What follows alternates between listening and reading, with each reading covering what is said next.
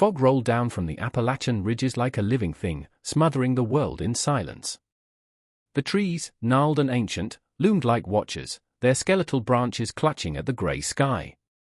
Eli Carter tightened his grip on the steering wheel as his car crawled along the dirt road, tires crunching on gravel that hadn't been touched by pavement or progress in decades.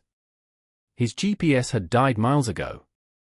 The last sign he'd passed simply read, "Welcome to Hollow Creek, estimated 1812, though most of the letters had been eaten by rust and moss.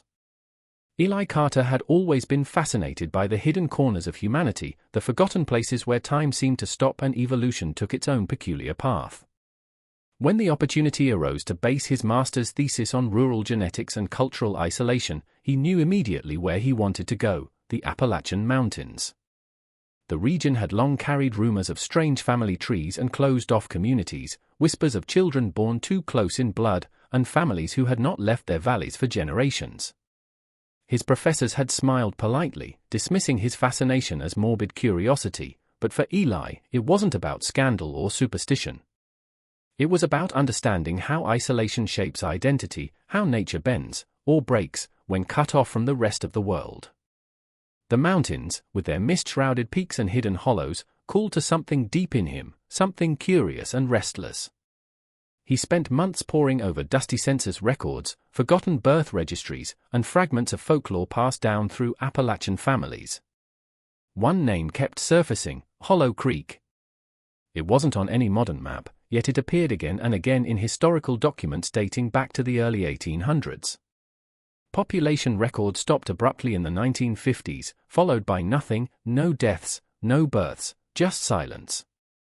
Intrigued, Eli began contacting local historians, but most refused to speak once he mentioned the name. The few who did muttered about the bad blood and things best left alone. That only deepened his resolve.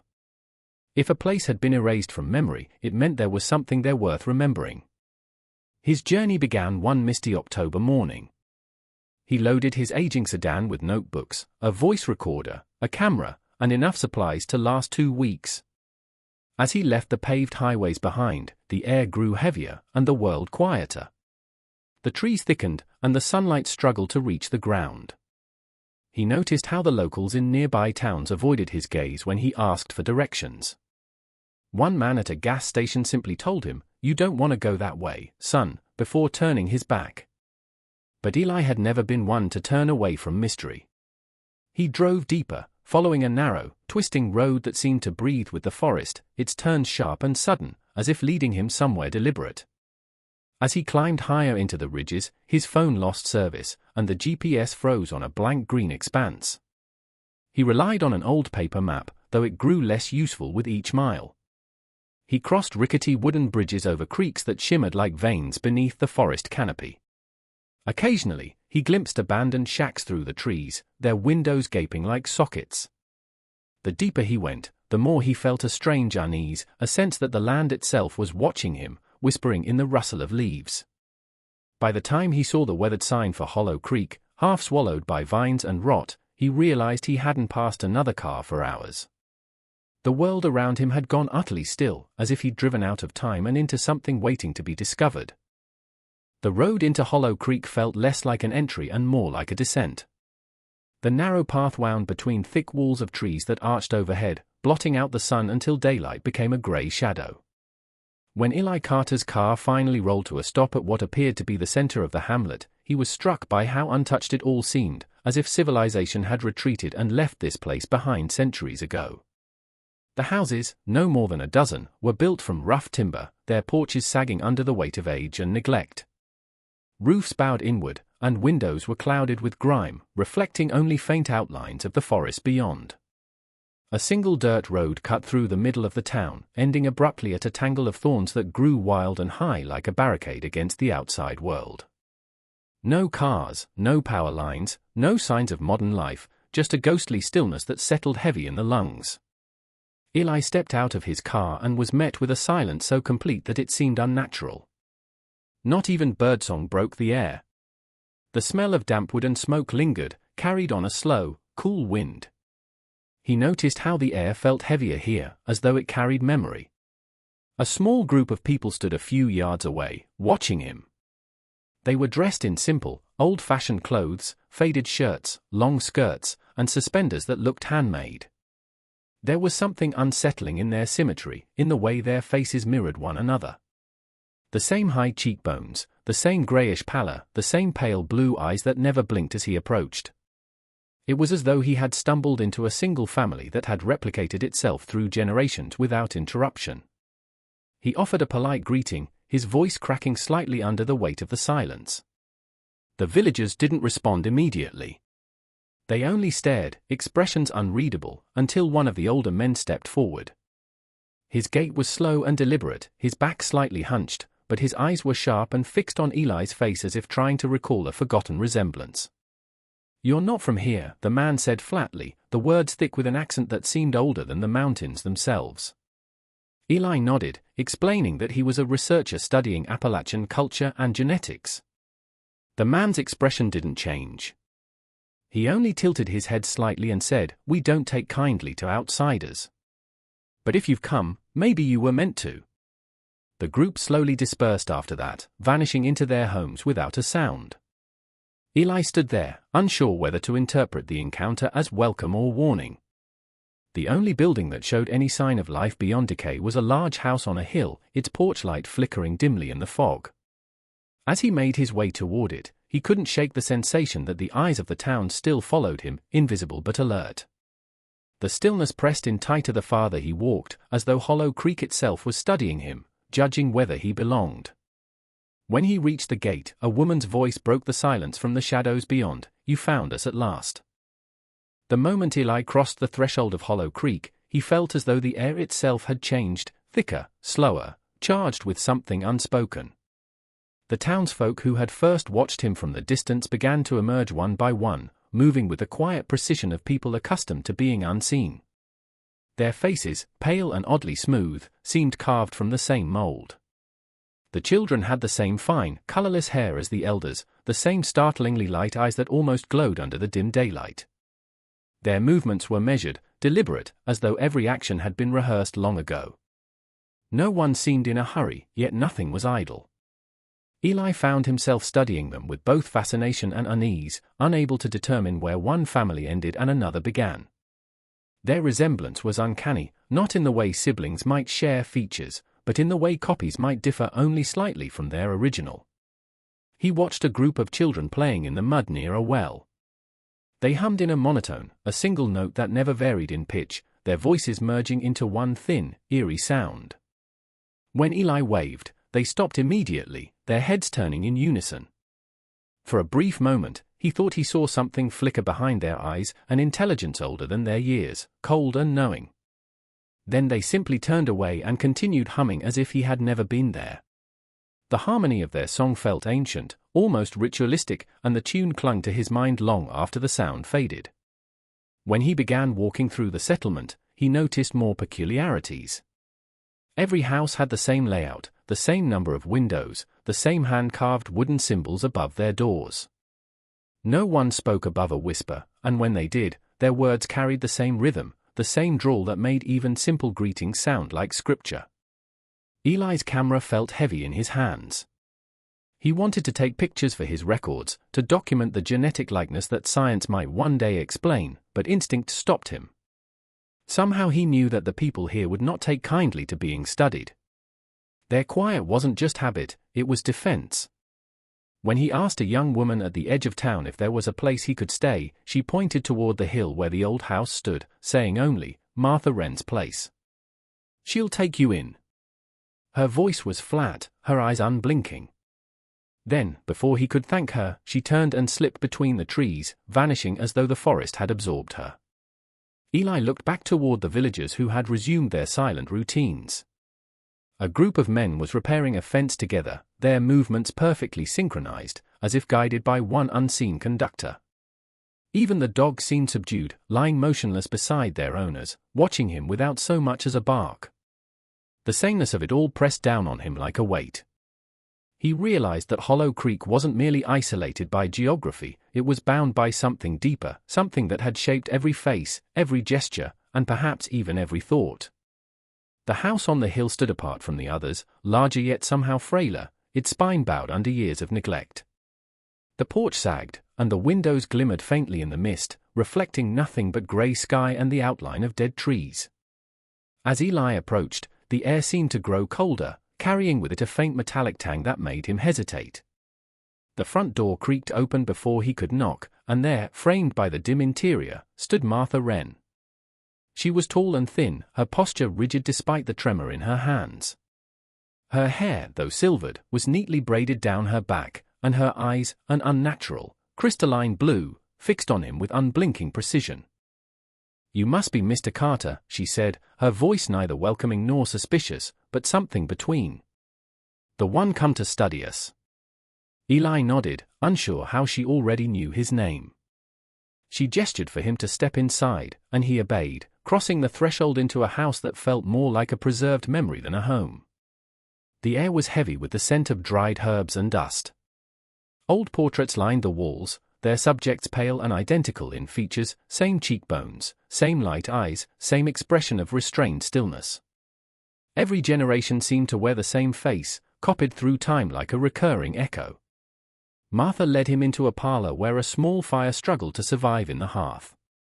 "We don't get visitors," she said as she poured tea into mismatched cups. "Haven't for a long while." Her voice carried a strange rhythm, the kind Eli had noticed in the villagers earlier, as if each word were chosen with ceremonial care. She studied him closely as he sat, her gaze lingering on the slope of his nose, the shape of his mouth, the color of his hair.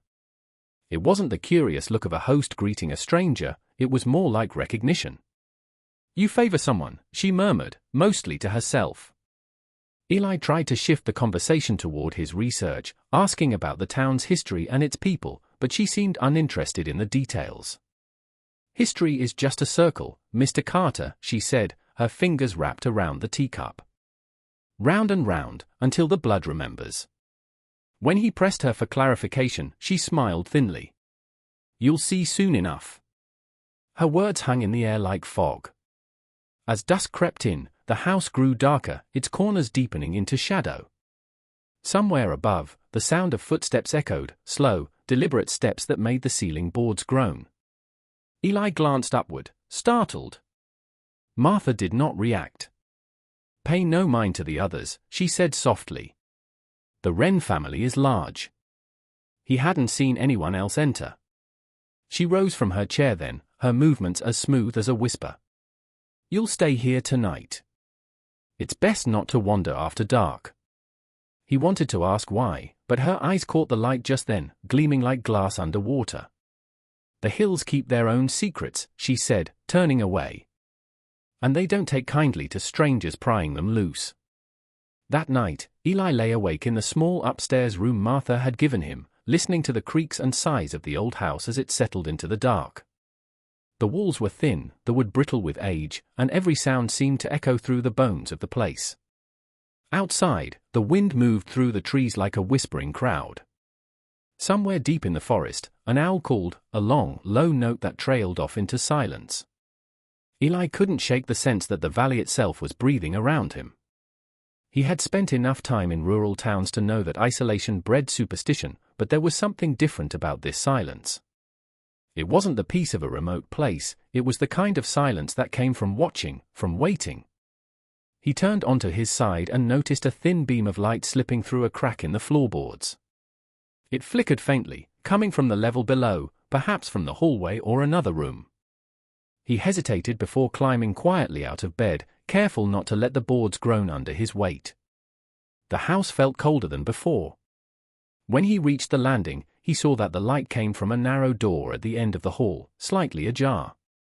A low murmur came from behind it, too faint to make out. It sounded like voices, more than one, though their tones were strange, drawn out, uneven, almost like chanting. Eli stepped closer, his pulse quickening. As he reached the door, the sound stopped abruptly.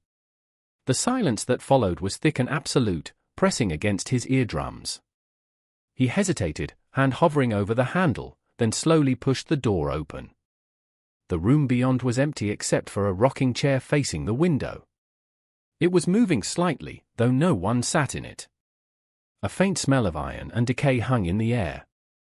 When he glanced toward the far corner, he saw a trapdoor set into the floor, its edges worn smooth by use.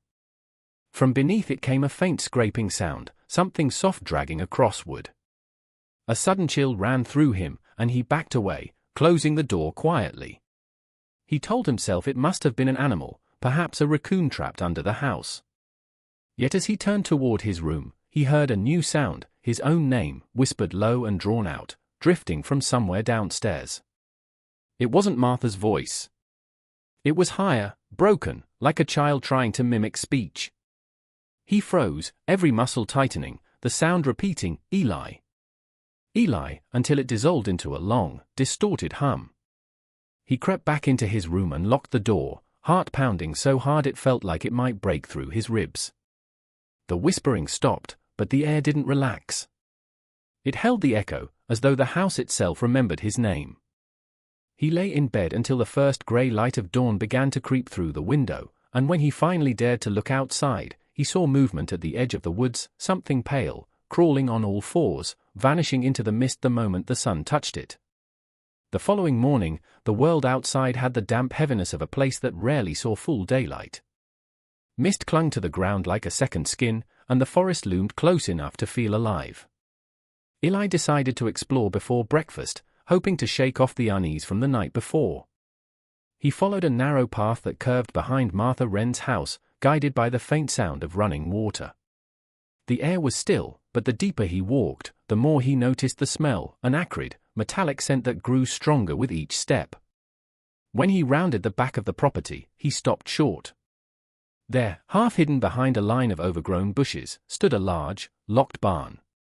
Its wooden boards were grey and splintered, the roof sagging under moss and decay, but something about it radiated resistance, as though it refused to collapse like everything else in Hollow Creek. The smell hit him harder now, unmistakable and sour, like rust mixed with something organic. He moved closer, careful not to make noise, though the damp earth swallowed every sound. The doors were reinforced with thick iron hinges, and a heavy chain was looped tightly through the handles, secured by a padlock that looked old but recently oiled. The air near the entrance was colder, the shadows dense. Eli crouched and ran his fingers over the bottom edge of the door. His hand came away dark, streaked with what looked like dried blood. He swallowed hard and leaned closer, listening. At first, he heard only his own breath, but then, beneath it, a faint, rhythmic sound. It wasn't the wind, nor the settling of wood. It was movement, a slow dragging from inside, followed by a dull thump, as if something alive had shifted. He stepped back quickly, his heart hammering in his chest.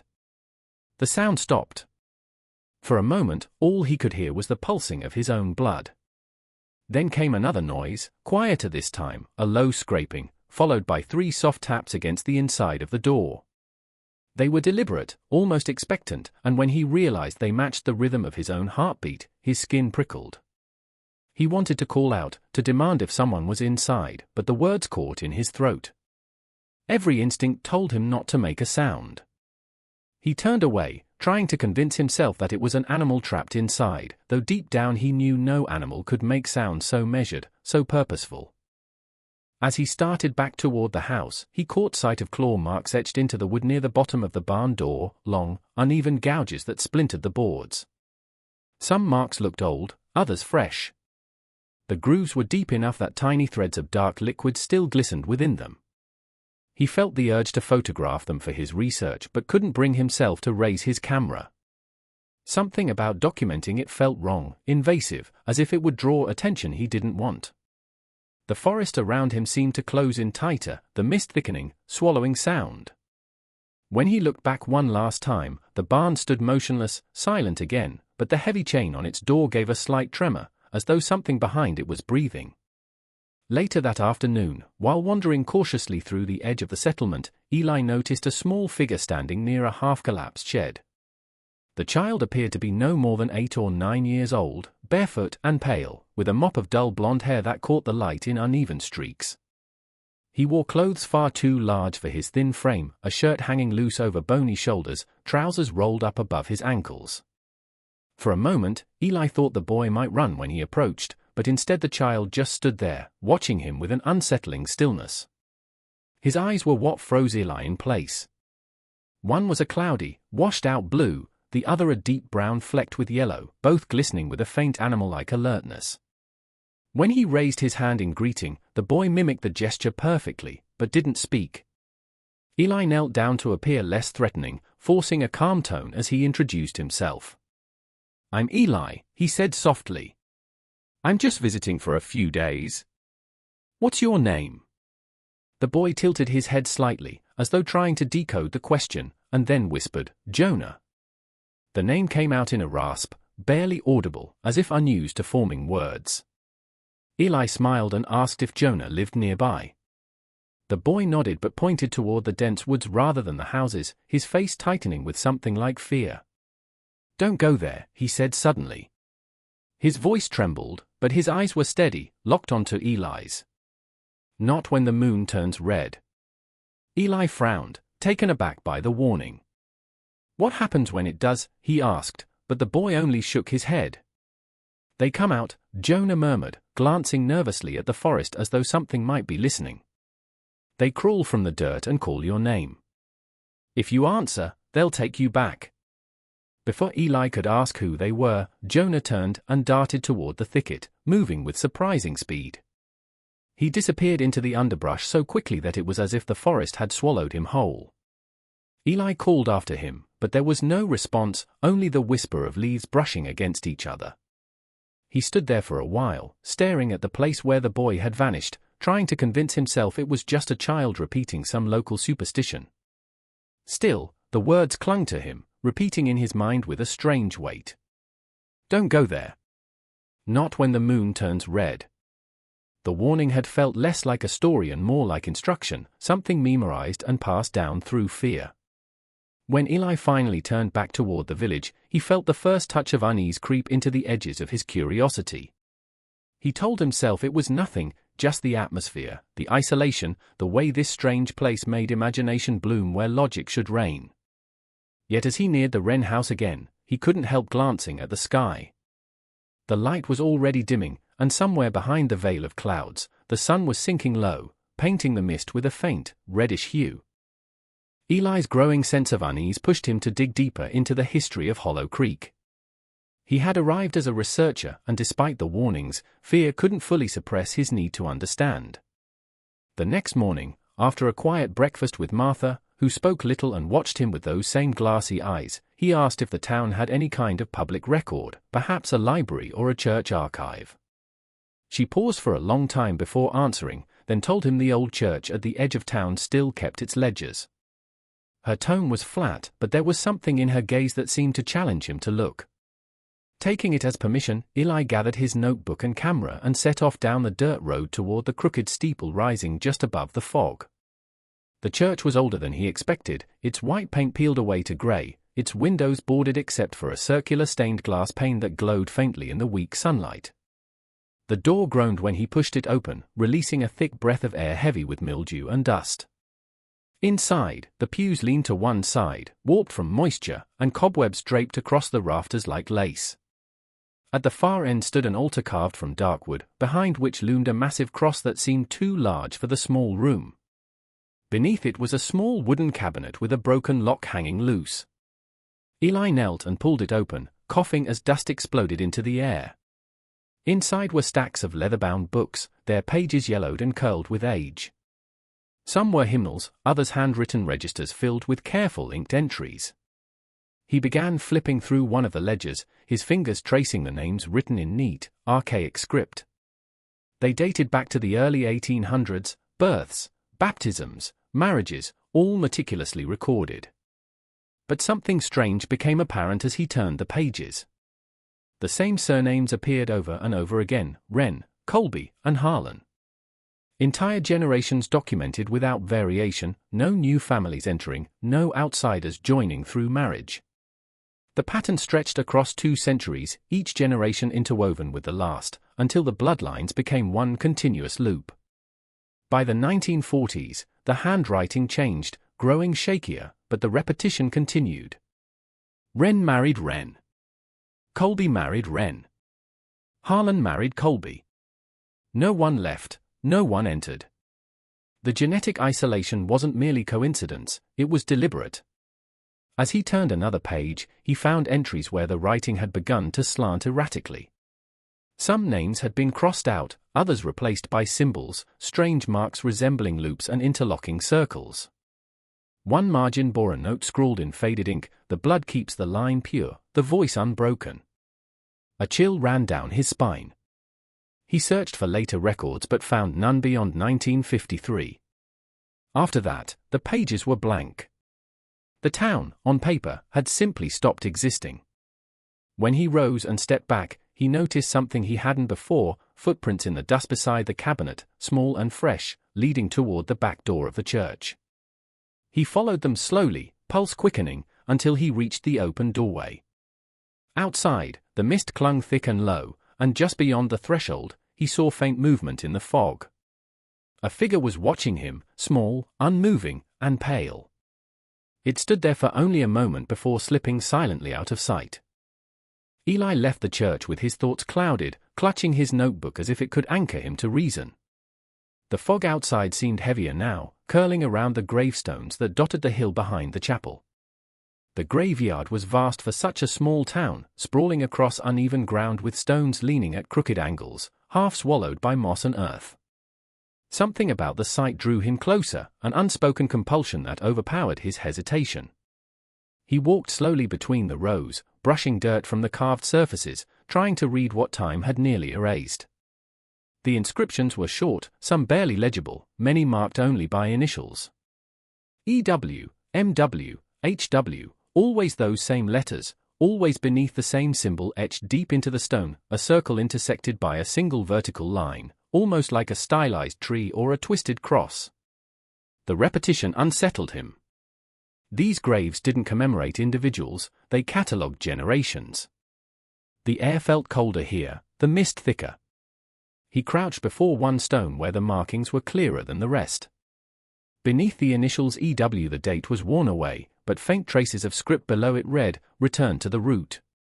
The phrase repeated itself across several headstones, always the same words, always beneath the same emblem. It didn't feel religious, it felt like a family creed. Eli flipped through his notebook, comparing the names he'd copied from the church records to the initials on the stones. Every one matched. The Wrens and Colbys buried here were the same ones who had filled the pages of those ledgers. Their world had been sealed off for centuries, their lives and deaths cycling within the same handful of bloodlines. A soft crunch of gravel broke the silence behind him. Eli turned, expecting to see Martha or perhaps one of the villagers, but no one was there. The fog rippled faintly, disturbed by movement he couldn't see. He stood and looked toward the far edge of the cemetery, where the ground rose sharply into the tree line. There, almost hidden by brambles, stood a cluster of newer stones, less weathered, their edges sharp. He made his way toward them, his boot sinking into the damp soil. As he reached the first stone, his breath caught. The initials were familiar, EC, and though the rest of the inscription had been deliberately scratched away, he could still make out the faint trace of his own last name beneath it. For a moment, his mind refused to accept what his eyes saw. He stepped back, heart hammering, and wiped at the stone again, as if clearing the surface would reveal a trick of the light. But the letters remained. A faint noise drifted from the woods beyond the graves, a low, rhythmic hum, distant yet distinct, echoing the same note he'd heard from the children days earlier. It wove through the mist, filling the air with a pulsing vibration that seemed to seep beneath his skin. The graves around him felt closer now, the fog curling at their bases like reaching fingers. He backed away, his throat dry, the sound growing louder, nearer. By the time he turned toward the church again, the humming had stopped, replaced by silence so deep it rang in his ears. Then, just as he stepped past the last row of stones, a whisper brushed against his neck, so close it felt like breath. It said his name once, softly, before vanishing into the cold. The night after visiting the graveyard, sleep was a fragile thing that refused to stay. Eli tossed restlessly, his mind circling the image of the headstone with his own initials, the carved symbol that seemed to stare back at him even when he closed his eyes. The house around him felt alive again, creaking with movement that couldn't be blamed on age alone. He tried to convince himself it was the wind or the house settling, but somewhere deep inside, reason was losing its foothold. The valley's silence wasn't empty, it was full of things that watched and waited. When he finally gave up on sleep and went to the window, the forest outside was a mass of shifting grey, the fog glowing faintly under the half-moon. For a long moment, nothing moved. Then, between the trees, something did. At first, he thought it was a trick of the light, a branch swaying, or perhaps the mist forming shapes that vanished as quickly as they appeared. But then he saw it again. A figure, low to the ground, moving with a jerking, animal rhythm. Its limbs bent wrong, joints folding backward, hands gripping the soil as it crawled. Eli froze, breath caught in his throat. There were more of them now, 2, maybe 3, emerging slowly from the tree line, their pale skin almost luminous in the moonlight. They moved in silence, bodies stretching and collapsing in a rhythm that looked too human to be beasts yet too unnatural to be people. Their faces were indistinct, as if the fog itself refused to let him see them clearly, but he caught flashes of wide, reflective eyes and mouths that opened too far. He backed away from the window, heart hammering. His first instinct was to wake Martha, but the house below was silent, too silent. The faintest creak sounded in the hallway just outside his room, followed by the soft drag of feet, or hands, against the wood. He turned off his lamp, plunging the room into darkness, and pressed himself against the wall beside the door. The sound stopped. Seconds stretched into minutes, every one waited with breathless tension. Then, slowly, a scraping noise began again, this time against the window pane. He turned, muscles locked, and saw the outline of a face pressed against the glass. The eyes were wrong, too large, too glassy, reflecting the dim moonlight like the eyes of an insect. The mouth was slack, and when it opened, he saw rows of small, sharp teeth that caught the light before the face slipped back into the mist. Eli staggered away, panic flooding his chest. He fumbled for his camera, raising it toward the window, desperate to capture proof that what he saw was real. But when the flash went off, it illuminated nothing but swirling fog. No faces, no bodies, just the empty outline of trees. Yet when the light faded, faint impressions of handprints remained on the outside of the glass, elongated fingers ending in sharp, uneven tips, smeared as though dragged downward. He stared at them until his pulse slowed enough to move again. Outside, the mist shifted once more, and for a brief moment, he could swear he saw the figures retreating back toward the forest, crawling low, vanishing into the blackness from which they'd come.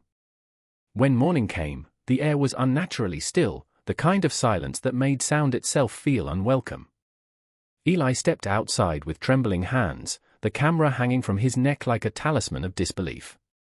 The fog had lifted, but a faint smell lingered in the air, damp earth and something metallic, faintly sweet, as if decay had brushed through during the night and left its breath behind. He needed to see if the tracks were still there, if the night had truly happened. As he reached the edge of the clearing near the tree line, he found what he half expected and half dreaded, prints in the soft mud, not quite human, not quite animal. The fingers were long, spindly, each impression tapering to a point as though from claws or bone. There were dozens of them, crossing over one another, circling the house, vanishing back into the woods. He knelt down to take a photo, but as he did, a sudden noise made him spin, the soft crunch of footsteps behind him. It was Martha, pale and rigid, her eyes heavy with sleeplessness. "You shouldn't be out here," she said quietly, her voice trembling. Eli rose, clutching the camera tight. "You knew," he accused. "You knew about them." Martha didn't deny it. She looked toward the forest, her lips pressed into a thin line. "They've been here long before us," she murmured. "They're kin, in a way. What's left of what was buried too deep." Eli felt the words strike cold in his chest. "Kin," he echoed, struggling to understand. Martha's gaze shifted to the earth beneath their feet. Long ago, before anyone came from the outside, the families here, they kept to themselves. Generation after generation. Some children came wrong, but the old ones said those were God's chosen, closer to the soil than the rest of us. When the light left their eyes, they were buried up there, near the ridge. But sometimes the soil wouldn't keep them. Sometimes, the blood just called them back. Her voice cracked on the last word, and Eli's skin prickled. He wanted to tell her she was mad, that this was all superstition, but the memory of those faces at the window silenced him. He asked why they hadn't left, why anyone would stay in a place like this, and Martha's expression hardened with something that looked like resignation. "You don't leave blood," she said. "You carry it." Then she turned and walked back toward the house, leaving him alone among the half-faded tracks. For a long while, Eli stood there, staring into the woods where the prints disappeared. The trees seemed to lean closer together, their trunks twisted as if whispering among themselves. The forest looked darker than it had before, deeper, as though the shadows within it were alive. He felt something watching him again, the same unseen weight pressing from between the branches. He raised his camera slowly, focusing on the darkness beyond the trees. The lens caught something, a flicker of movement, a pale blur that vanished the instant he clicked the shutter. When he looked up, the forest was still again, but the sense of being seen did not fade. That night, the storm came suddenly, sweeping down the valley with a violence that rattled the old wren house to its bones. The wind screamed through the cracks in the boards, and rain lashed the windows like desperate hands. Eli sat in the dim light of a lantern, the photograph spread out before him. The latest picture, the one he had taken at the tree line, showed what his eyes had missed in the moment. In the far background, half obscured by the mist, a figure stood between the trees.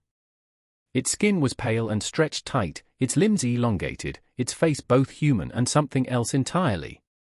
It wasn't looking at the camera, but past it, as if it had been watching him long before the shutter snapped. The more he stared, the less sure he was that it had been alone. Shapes lingered in the fog behind it, faint outlines of more figures standing still, waiting. The storm worsened, and from somewhere below, he heard a dull thud, then another, soft but deliberate, like footsteps moving through the kitchen. He called out for Martha, but no reply came. The air felt thick, heavy with that same scent of damp earth and iron. As he crept down the stairs, the light from the lantern flickered, throwing distorted shadows across the walls. The front door was ajar, swaying slightly in the wind. Water pooled across the floorboards, and muddy footprints led from the doorway toward the back hall. They were fresh. Eli followed them, his breath sharp and uneven. They stopped at the cellar door, the same door Martha had warned him never to open. For a moment, he hesitated, every instinct screaming to turn back. But curiosity, that same force that had drawn him to this cursed valley, urged him on. He pulled the latch and pushed the door open. A cold draft rushed past him, carrying with it the stench of rot and something older, deeper, like the breath of the mountain itself. The lantern light barely reached the bottom of the stairs, but it was enough to see the outline of something moving below, slow, rhythmic, as if breathing. He descended, step by step, until his foot struck something soft. He looked down and froze. A body lay sprawled on the dirt floor, Martha, her eyes open, lips parted in a silent plea. Her skin was ashen, her throat marked by dark veins spreading like roots beneath the surface. He stumbled back, horror clawing up his chest. From the far corner, a sound emerged, a low, wet rasp, followed by the shuffle of limbs. The figures were there, crawling from the earthen walls as if the ground itself had birthed them anew. Their eyes glimmered in the dim light, mouths twitching in grotesque mimicry of speech. One of them, smaller than the rest, tilted its head. In that moment, Eli recognized it, Jonah. But the boy's face had changed, stretched, his jaw hanging unnaturally loose, his gaze empty yet aware. "You came back," Jonah whispered, his voice layered, as though others were speaking through him. "We've been waiting." The others joined in, a chorus of broken voices echoing in the confined space. Eli stumbled backward toward the stairs, the lantern trembling in his grasp. As he lifted it, the flame flickered wildly, revealing the walls around him, lined with bones, fused into the soil, faces still faintly visible beneath the earth. The light went out, and the last sound he heard before the darkness swallowed him was the dragging of hands and the whisper of his own name.